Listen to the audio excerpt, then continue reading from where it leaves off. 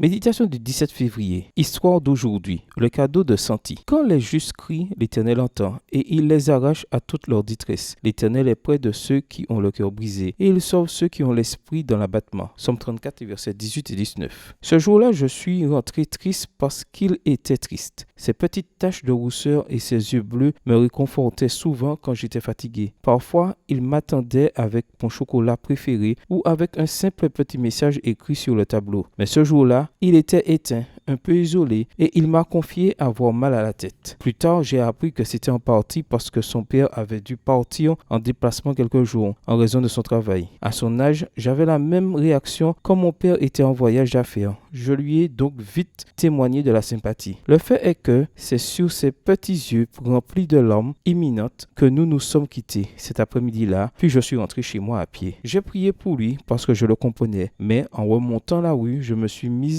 à penser que ce qu'il vivait ne me rappelait pas seulement mon enfance. En fait, ce jour-là, mon papa céleste me manquait aussi. Je m'étais éloigné un peu de lui car j'avais beaucoup de choses à faire et ne lui consacrais pas de temps. Je sentais que lui parler, passer plus de temps avec lui, l'écouter, plus me manquait beaucoup. Et même si je n'avais pas mal à la tête, je voyais en moi la symptomatologie typique de l'aridité spirituelle. Santi m'a montré que nous n'éprouvions pas autant de douleur quand nous nous éloignons de Dieu, que nous étions parfois plus indifférents à cet éloignement et que des journées pouvaient se terminer sur une communication insuffisante sans que cela semble trop nous affecter. Quelques jours plus tard, un sourire triomphant sur le visage, il est entré dans la salle de classe, tenant la main de son père. Il m'a offert un gâteau délicieux. Et toi, sens-tu que tu t'es peut-être éloigné de lui ou qu'il te manque? Notre Père Céleste ne se lasse pas de nous montrer, même dans les moindres détails, qu'il est impatient de passer du temps avec nous et qu'à ses côtés, les larmes peuvent se transformer en joie. Son cœur est sensible à nos chagrins, à nos douleurs, à nos épreuves. Si notre cœur est uni au sien